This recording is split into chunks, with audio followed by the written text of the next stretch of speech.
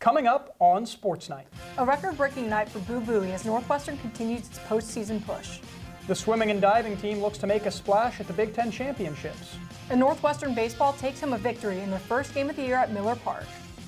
Anna, we had a tornado warning earlier this week, but that's not the only thing that's got our heads spinning. That's right. We've got records being broken, championships being won, and baseball's home opener. Yeah, we've got an incredibly packed Leap Day show for you tonight, so let's jump right into it because it's Sports Night right now.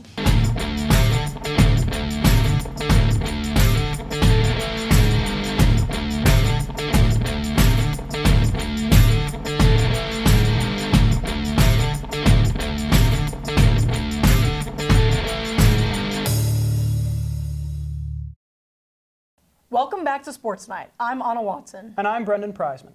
February is a little bit longer this year, but even though we've got the extra Leap Day, we're not wasting any time. Let's hop right on in with Northwestern men's basketball. Northwestern basketball continues its hot streak, having won 3 of its last 4 games heading into this week.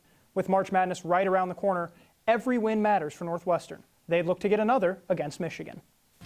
The Cats welcoming Michigan to Welsh Ryan Arena, and they get right to work. Down 7 early, Boo Buoy drives, kicks out to Justin Mullins, who heaves to Luke Hunger. He goes up, and the ball comes down. Nice dunk from Hunger. Midway through the first, Wolverines still in front. Buoy's got it at the top of the key, gets into traffic, switches with Mullins. Mullins right back out to Buoy. Buoy from long range gets it to go. Northwestern within 4, but still trails 18-14. Back and forth affair in this one. Under 4 to go in the first frame, and again, it's Buoy at the top. He comes in and he'll take it himself from behind the arc, tying the game at 30 with a grand flourish. But that wouldn't be all for the Cats in the first half. Brooks Barnheiser with the ball now, dishing it to Ryan Langborg. Stop, pop, and hit. It's good. Langborg the dagger with 2 seconds to go. Northwestern leads Michigan 37-34 going into the halftime break. And the Wildcats would come out into the second firing, extending their lead to 5. Buoy looking, dishes to Langborg. He drives inside, fights his defender. Back out to number 0. Buoy. Chef's in the kitchen. He's about to cook. Waiting. Barbecue chicken for number 0. Cats pull ahead by 7. Michigan still keeping hope alive, mistakenly. They're not very good, but the Cats said no more. Buoy finding Barnheiser. He looks for some space. Comes back to the paint. Post work, young fella, banks the shot home. Northwestern takes a 20-point lead with under 2 minutes to go as Michigan's chances dwindle to 0, and that would do it for this one. After some garbage time scoring from the Wolverines, the score cemented 76-62. The Cats come away victorious for the 19th time this season. Northwestern now taking on the Maryland Terrapins on the road. A little bit shorthanded. Ryan Langborg out of this one with an ankle injury. Early on, Maryland with the ball. Jordan Geronimo trapped in the corner. Slings it cross court to Deshaun Harris-Smith. Launches and hits. Nice 3 there by Harris. Northwestern responding, swinging the ball all around the court. Nick Martinelli drives in with his right, spins. How about some Italian sauce? Floater with the left hand. Boo Buoy with the ball, dribbling in, pushing into the paint. He's got a good float game too and finishes over Jameer Young. Northwestern retakes the lead, but Young would come right back in. Driving in for the layup. Off the backboard, no good, but Caleb Swanton-Roger there to throw it down. Northwestern, though, up 29-24 at the half. Maryland with the ball down 7 early on second half. Julian Reish goes up, gets it to go, and gets the foul. Beats Matt Nicholson there.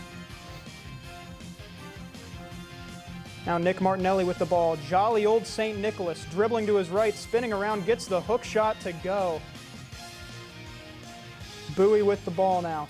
Gets into the paint, finds Martinelli. The mulleted menace of Maryland goes up, gets it to go, and won a career-high 27 points for Nick Martinelli. Brooks Barnheiser shoots the 3 and misses, but Blake Smith, right place, right time, grabs the rebound, gets fouled, hits the layup, and won.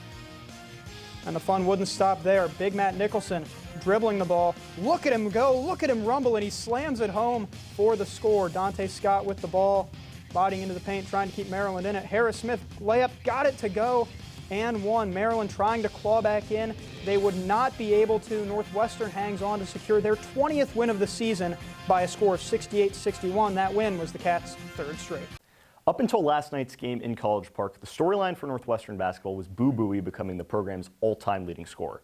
Then it quickly became Nick Martinelli dropping a career-high 27 points to lead the Cats past the Terrapins. But I'm here to talk about Ryan Langborg. The sharpshooting standout may have missed last night's game due to an ankle injury, but since Ty Berry's season-ending injury against Nebraska, Langborg has been phenomenal for the Cats. In the last 5 without Ty, Langborg's really only played in 3 games. After a rough start to his evening at Rutgers 2 weeks ago, the grad transfer was ejected for an elbow to the midsection of Jamichael Davis. With Langborg in the locker room, the Cats sputtered, dropping a winnable game in Piscataway thanks to a paltry 36% shooting from the field. And last night, with Langborg nursing an ankle injury he sustained against Michigan, we saw another rock fight that happened to go Northwestern's way. Yet without the spacing and scoring Langborg provides, Northwestern went 2 of 13 from deep. Against Penn State, Langborg played well, but the 2-game stretch between Indiana and Michigan is the best basketball we've seen from him all year. In a game where Bowie and Barnhizer only played 18 combined first-half minutes against Indiana, Langborg showed out. 26 points, 6 assists, and 0 turnovers at Assembly Hall matched career highs. And how about a career high tying 5 threes made against Michigan? That 2-game stretch was the first time Langborg scored 20-plus points in back-to-back games since Princeton's magical run to the Sweet 16 last year. Now, taking a look at the upcoming schedule, it's imperative that Langborg can get back on the floor. Iowa's been on a roll of late, winning 3 of its last 4, while an opportunity to pad the resume with another quad 1 win at Michigan State would be huge for boosting Northwestern's tournament seeding. Currently in the 7-9 seed conversation, the win against Maryland likely secured Northwestern another trip to the Big Dance. With the Big Ten tournament on the horizon, the Cats need a healthy Langborg to have the firepower to not only win games, but move Northwestern as a likely 8 or 9 seed up to a 6 or 7 seed. And now, right now, it looks like Northwestern will make it to March Madness. But when the Cats hear their name on Selection Sunday, it really comes down to Langborg's tournament pedigree being huge for Chris Collins' squad. Sure, the Cats have experience making it to the round of 32 last season, but after Princeton shocked Arizona in the round of 64 a year ago, Langborg took over against Missouri, propelling Princeton to the Sweet 16 against Creighton, where a career day wasn't enough to keep the Tigers rolling. In the games against Missouri and Creighton, Langborg averaged 24 points, shot 56% from the field, and drained 4 threes in both contests. For a program that's never made it past the round of 32, Langborg needs to be the navigator to Bowie the trailblazer and Collins the pioneer. He's offense in a bottle with the experience to match it, and that's what Northwestern needs him to be. Without Ty Berry in the lineup, Langborg is the key for the Cats. Sure, the tournament experience is a boost, but the 3-point shooting and ability to complement Bowie's game is critical. Since Berry has been out of the starting 5, Langborg's averaged 21.5 points per 40 minutes compared to 13.3 prior, and is shooting the 3-ball at a 54.5% clip, up from 42.1%. He's also got 11 straight appearances with a steal. Match that with his high IQ play style, incredible feel for the game, and the ability to go get a bucket, especially while spacing the floor too, is just essential. When his ankle heals up, he'll be playing nearly 40 minutes a night, and as the competition gets better down the stretch, that's just what it's going to take to win. Guys, back to you. Thanks, Adam. Langborg has a history of heroics in March, as evidenced by Princeton's run to the Sweet 16 last year. The Wildcats are hoping that he can repeat that performance this year. Regular season continues on, though. They'll welcome Iowa to Welsh Ryan Arena this Saturday. Coming off a 25-point loss to Nebraska, Northwestern has a chance to break their 4-game losing streak. However, home matchups against Michigan and number 14 Indiana will not make it easy for the Cats. Let's see how they fared. Maggie Pina and the Cats getting set for Northwestern's first matchup with Michigan since early December 2022. We picked things up early, Michigan already up, and a nice feed inside to Jordan Hobbs. She lays it in to make it 7-0 Wolverines. But Kaylee Walsh and the Cats were hot from deep in the first half. Here's the junior's second 3 of the game to bring the Cats within 1. Michigan was also knocking them down from range. Lauren Hansen gets it to go, her first of 4 buckets from beyond the arc on the afternoon. The Wolverines moving the ball, finding their star Layla Filia in the corner. Her 3 puts Michigan up 19-14 early in the second. And we already saw one Walsh long ball. How about another? She drills it as the shot clock expires and Northwestern would head to the locker room down just 2. Start of the second half was all Michigan. Filia gets the steal and lays it in, expanding her team's lead to 11. A few minutes later, Filia drops the ball off to Hansen, this time from the left wing. That 3 was part of a 17-0 run by the Wolverines in the third quarter. However, the Cats would chip away in the fourth. Mel Daly's free throw line jumper is pure. She had 12 points off the bench and on 5 for 8 shooting. Later, senior Paige Mock gets the bucket in the paint, cutting Michigan's lead to single digits. It's 60-58. But Michigan slammed the door with more outside shooting. Hobbs converts for 3, making it an 11-point game with just over 5 to play. A valiant effort for Northwestern, but the Cats lose another Big Ten game, 74-60, your final. It was senior night in Evanston as Northwestern took on the number 14 ranked Indiana Hoosiers, with Paige Mott, Maggie Pina, and Jazz McWilliams all getting honored for their time in the purple and white. Early in the first, Sydney Parrish finds Sarah Scalia, who catches, pops, and hits the three to put Indiana up 4 early. Cats down 9 now. Mott looks and gives the rock to Mel Daly, who stops on a dime and nails her trademark mid-range jumper. Cats trying to get back into this one. Caroline Lau dribbles left, gets the screen, and the three is nothing but net. Northwestern only down 5 heading into the second. Indiana with the ball now. Moore McNeil passes it over to Mackenzie Holmes, who takes 3 dribbles, spins, and throws up the tough layup, which is good. It was simply the Holmes show. Late in the half, she gets the lefty lay to go. Indiana up 10 at the break. Early in the third, the ball is swung across the court to a wide-open Scalia, and the sharpshooting senior knocks it down. Indiana again, they just dominated this third quarter. Entry into Holmes, who takes 2 dribbles, quick move to get past Walsh for the and one, 26-point lead for Indiana. Fourth quarter ball now, Henna Sandvik's pass is intercepted by Haley Weaver, who runs the floor and gets the left-hander to go. Great sequence for the junior. Late in the fourth, the Hoosiers have sealed this one. Lene Beaumont is stuffed at the rim by Crystal Wong, and the Cats have numbers. Lau dribbles it up and finds Wong, who gets the floater to go.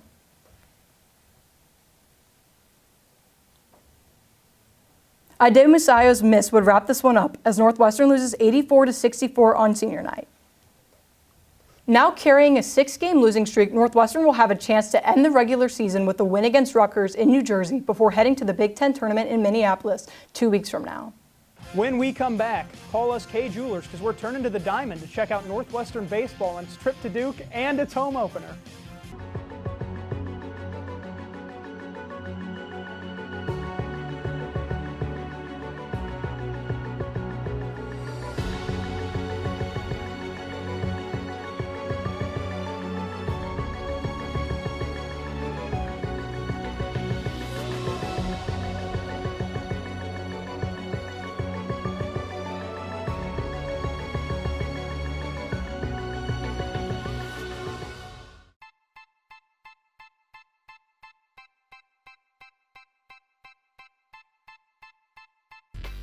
My relationship with Giannis is unique. We're from the same country, we're from the same city. Being a Northwestern alum, I think, has tremendous advantages in the sports industry. To me, that community, it's been with me for 20 plus years.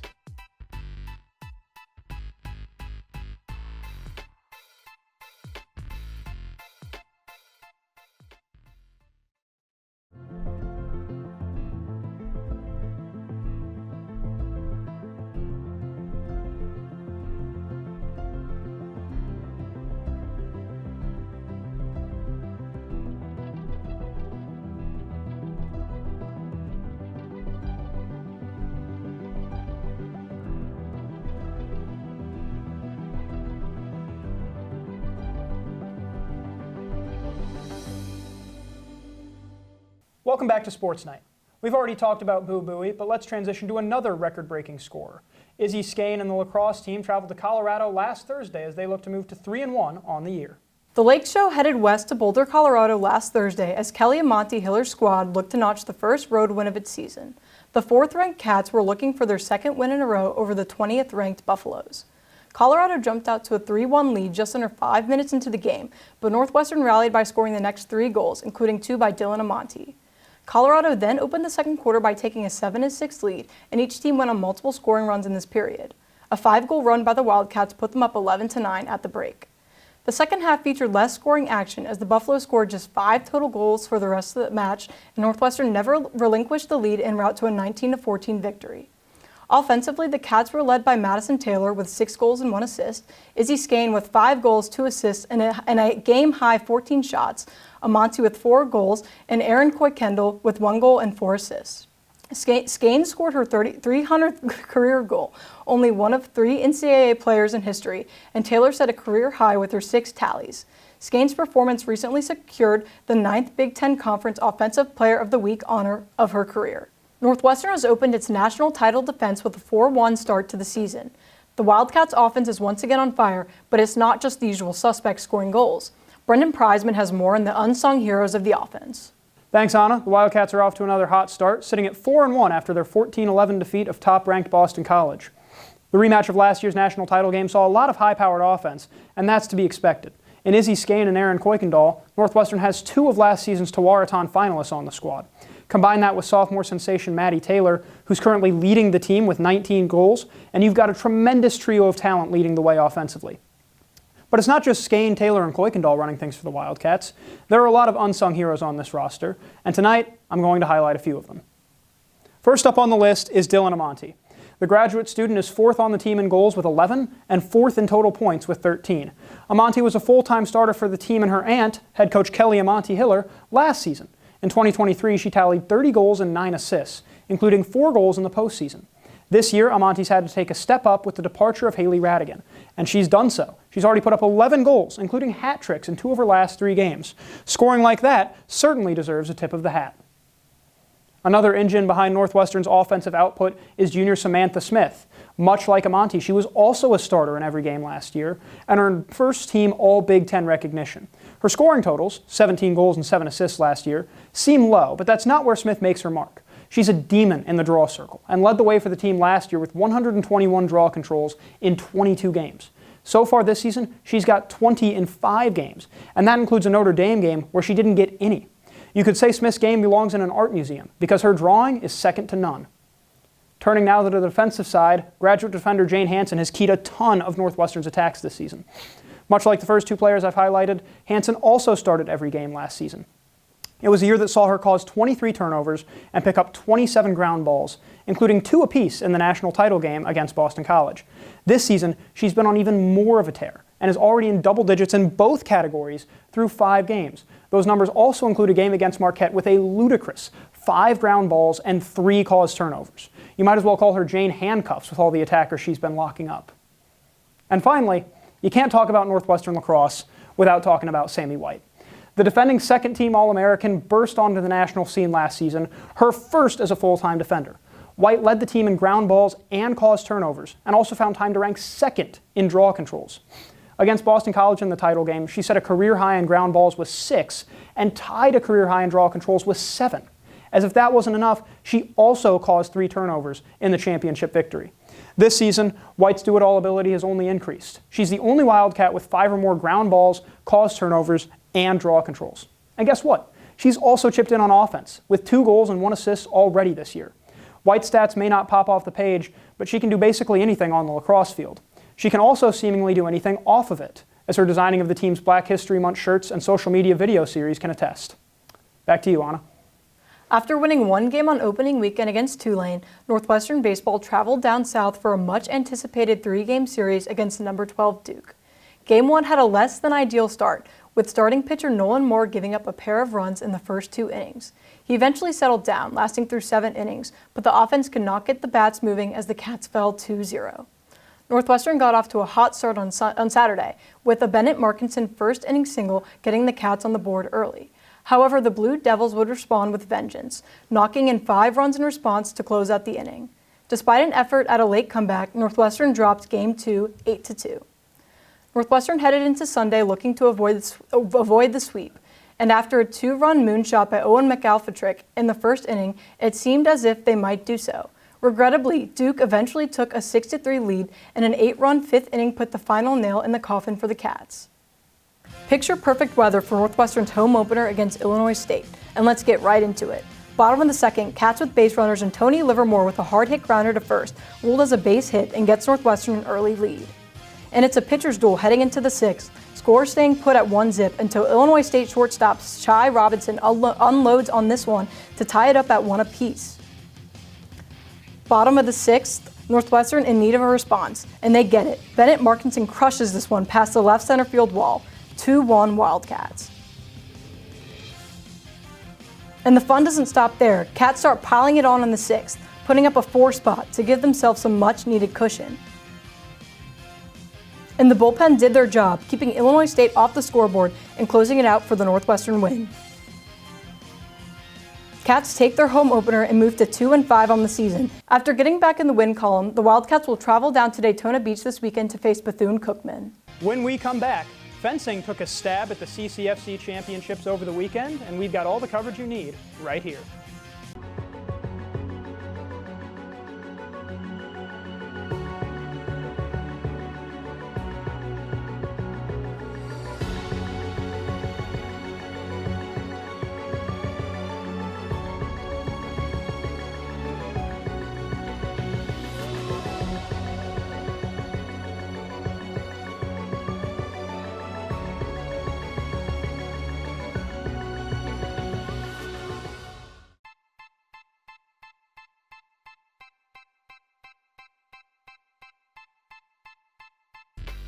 My relationship with Giannis is unique. We're from the same country, we're from the same city. Being a Northwestern alum, I think, has tremendous advantages in the sports industry. To me, that community, it's been with me for 20 plus years.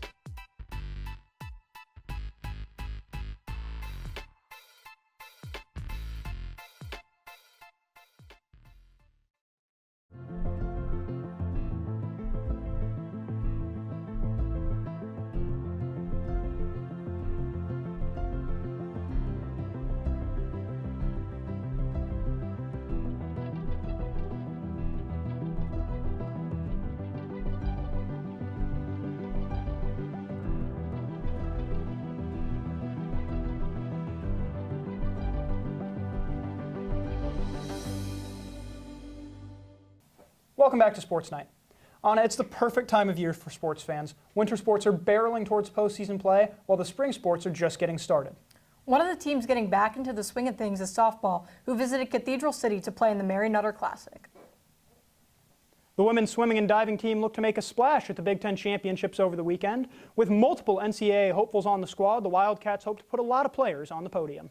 Northwestern women's swimming and diving team headed to West Lafayette for the Big Ten Championships last week. Starting the action off on Wednesday was the 200-yard medley relay.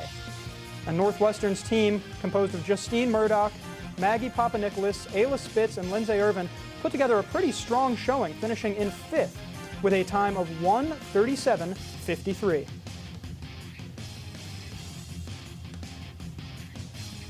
Let's dive right into day 2. Lindsay Irvin competed in the women's 50-meter preliminaries, ending up with a 12th place finish that earned her a spot in the finals. And taking a trip over to the diving boards, here's one of Marky Hopkins' dives for the day. She led for the Cats in the diving portion of the week. Beautiful action there. Day 3 now for the Wildcats, and Ayla Spitz just continuing her strong week. She would finish this race in 2nd at a time of 1:44.54, just barely getting out touched. That secured her 5th place overall in the women's 200 freestyle. Final day of the meet, Spitz is back at it again, this time competing in the backstroke. She sets a new school record with a time of 1:52.77, which she would go on to break in the final in a 2nd place finish. And back to Hopkins on the diving board. Beautiful dive from her. She would finish the meet with 284.4 points, good enough for 7th place in the individual standings. Overall, the Cats would finish in 7th with 463.5. One more look at that dive. Beautiful finish to that one. With the Big Ten Championships over, all that remains for the swim team is the NCAA Championships. Ayla Spitz will look to continue making her mark on the swimming world. She's joining the championship pool on March 20th. This past weekend, Northwestern softball traveled to Cathedral City, California for the Mary Nutter Classic. The Bats struggled early, with the Cats getting shut out in the first 2 games of the weekend, losing 1-0 to ranked UCLA and 2-0 to Loyola Marymount. But Northwestern bounced back in the latter half of their games, defeating San Diego 9-8 and Oregon State 4-0. In that game, Wildcats pitcher Ashley Miller had a no-hitter going into the 7th and final inning. Miller was spectacular all weekend, making appearances in all 4 games. She tossed 17 total innings and only allowed a single run while striking out 18 batters. As a result, Miller, whose season ERA now sits at .89, was rewarded with Big Ten Pitcher of the Week honors. Now 7-4 on the year, the Wildcats will travel to Auburn, Alabama for a 5-game set which begins this Friday. Northwestern Fencing took home their first outright Central Collegiate Fencing Championship in program history this weekend in Columbus, Ohio. The Cats won a perfect 6-0, and 11 individuals secured spots on the podium. NU opened with back-to-back 27-0 shutouts to Detroit Mercy and Cleveland State. The biggest win of the weekend came against reigning back-to-back conference champs number 13 Ohio State. Northwestern won 7-2 in Sabre and 6-3 in Epee. The stars of the weekend were sophomore Karen Wong and first-year Adele Bois. Wang came in as the 2nd seed in Epee, but ended number 1 with her win over Ohio State's Yeva Mazur. Bois made her postseason debut and showed out. The rookie also swept competition on her way to the top spot in the Sabre division. The Wildcats will head to NCAA Midwest Regionals on March 9th in Detroit, Michigan. Northwestern men's tennis had a tough matchup this weekend against number 8 Harvard, losing their matchup with a score of 4-0. The Crimson were on top of their game and got the best of the Wildcats. Northwestern will look to bounce back against number 4 Columbia on Friday after back-to-back losses. On the women's side, the Wildcats went 500 over the weekend.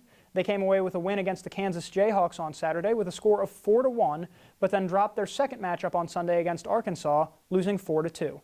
Northwestern looks to gain back some momentum on Friday at the Combe Tennis Center at home against Memphis.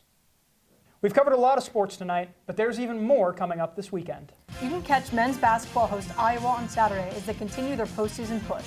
The defending national champion lacrosse team continues to protect home turf on Sunday against Central Michigan. And women's basketball looks to close the regular season on a good note as they face Rutgers on Sunday. When we return, we'll take a look at Northwestern's top plays of the week. Stick around for more.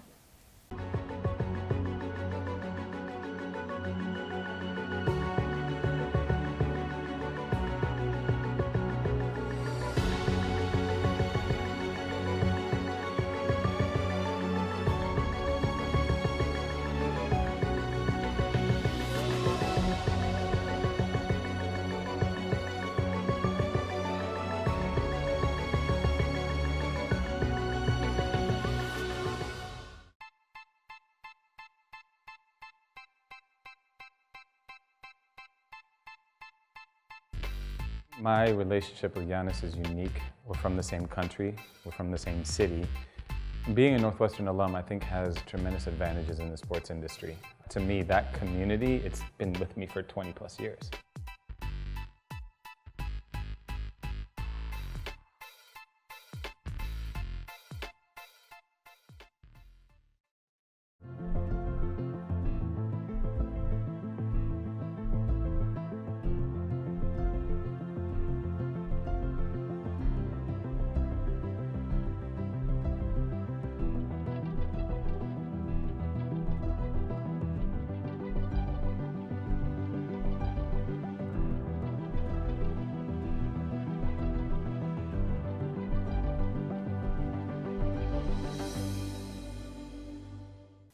Welcome back to Sports Night.